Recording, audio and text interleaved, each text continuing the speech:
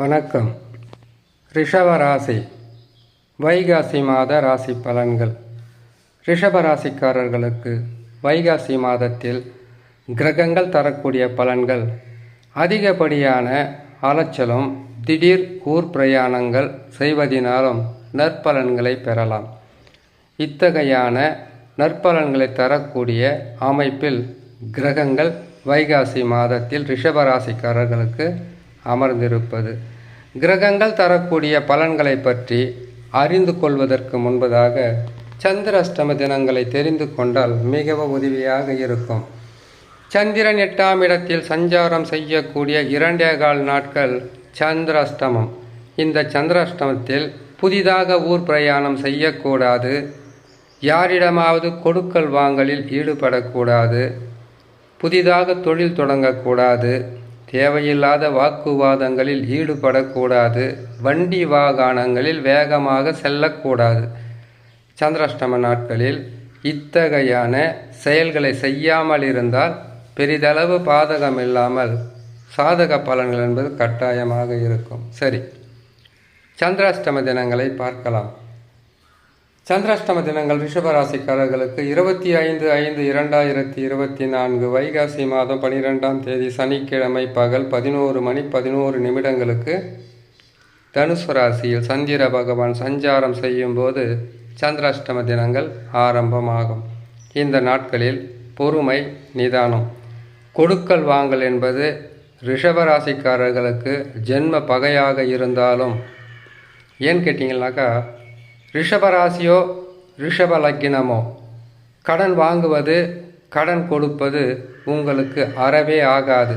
காரணம், ரிஷபராசியிலிருந்து கணக்கிடும்போது 8ஆம் இடமாக குரு பகவானின் வீடு வருவதினால் காசு பணத்தால் கொடுக்கல் வாங்கலால் கடைசி வரைக்கும் பிரச்சனைகளை சந்திக்கக்கூடிய லக்கினமும் ராசியமும் ரிஷபத்தில் இருந்தால் மிக கவனமாக இருக்கணும். கடன் கொடுப்பது தவறு, கடன் பெறுவது மிக மிக தவறு. சரி, சந்திராஷ்டம தினங்களிலிருந்து விடுபடக்கூடிய நாட்களாக பார்க்கலாம்.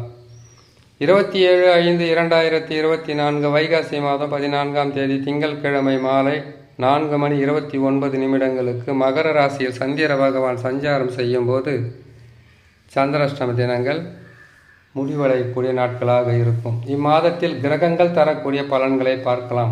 ஜென்ம ராசியில், அதாவது ரிஷப ராசியில் சூரியன் குரு இணைந்து அமர்வது இம்மாதத்தில் வீணான அலைச்சலும், வீணான திருச்சலும், தேவையில்லாத குழப்பங்களும் குடும்பத்தில் நிம்மதியற்ற சூழ்நிலையாக இருக்கும். இருந்தாலும் அலைச்சலுக்கு பின்னால், கடினமான உழைப்புக்கு பின்னால் நற்பலன்கள் என்பது கட்டாயம் இருக்கும். சூரிய பகவான் ஜென்ம ராசியிலே இருப்பதினால் உங்களுடைய செயல்கள் மிகவும் சிந்தித்து பொறுமையாக செயல்பட்டால் பாதகங்கள் குறைந்திருக்கும். கேது பகவானை பொறுத்தவரையில் ரிஷபராசிக்காரர்களுக்கு 5ஆம் இடத்தில் இருப்பது பாதகம் அல்ல. ஆனால் குரு பகவான் பலம் இழந்து ஜென்ம ராசியில் இருப்பதினால் பிள்ளைகளால் சில உடல்நல உபாதைகளாக இருக்கலாம், பிள்ளைகளால் பிரச்சனைகள் இருக்கலாம், பிள்ளைகளால் சிறு வாக்குவாதங்கள் ஈடுபடலாம். ஆகையால் பொறுமை, மிக கவனம் ரிஷபராசி. சனி பகவானை பொறுத்தவரையில் தசம கேந்திரம் என்று சொல்லக்கூடிய 10ஆம் இடத்தில் அமர்ந்திருப்பது இம்மாதத்தில் தொழிலில் சில மாற்றங்கள் ஏற்படும். சில நேரங்களில் தொழிலில் மந்த நிலை இருக்கும்.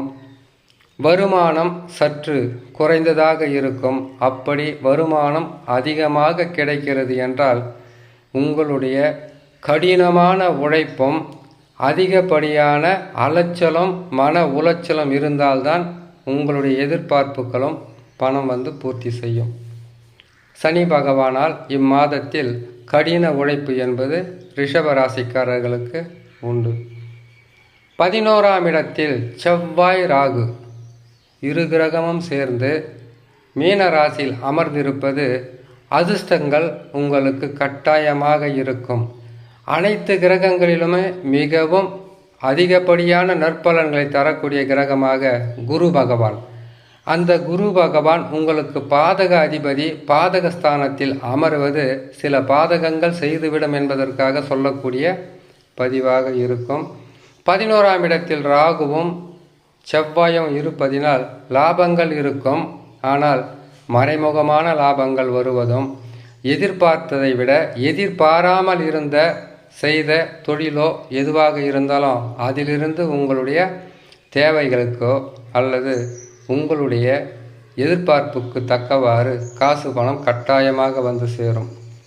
புதன் பகவான் 12ஆம் இடத்தில் மறைந்திருப்பது. மறைந்த புதன் நிறைந்த செல்வத்தை கொடுப்பார் என்பது ஜோதிடத்தில் இருக்கக்கூடிய ரகசியம்.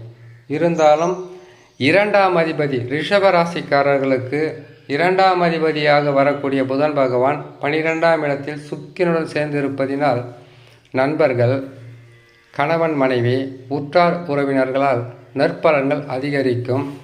12ஆம் இடத்தில் லக்னாதிபதியும் சேர்ந்து இருப்பதினால் சுக்கிர பகவான் இருப்பதினால் சில நேரங்களில் கையிருப்பு கரையும், பொருட்கள் விரயமாகும்.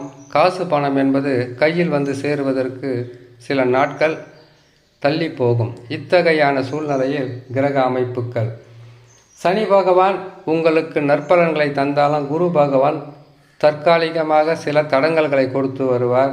சனி பகவானால் பிரச்சனைகளும் மற்றபடி எந்த விதமான தொல்லைகளும் இல்லாமல் போனாலும் குரு மட்டும் சில நேரங்களில் பாதகத்தை செய்வதினால் வியாழக்கிழமை தோறும் குரு தட்சிணாமூர்த்தியை வணங்கி வருவதும் அல்லது நவகிரகத்தில் இருக்கக்கூடிய குரு பகவானை வலம் வந்து வணங்கி வந்தால் பாதகங்கள் குறைந்து சாதக பலன்கள் என்பது கட்டாயமாக ரிஷபராசிக்காரர்களுக்கு கிடைக்கும் என்று சொல்லி இன்னொரு நல்ல பதிவில் உங்களை நான் சந்திக்கிறேன். நன்றி, வணக்கம்.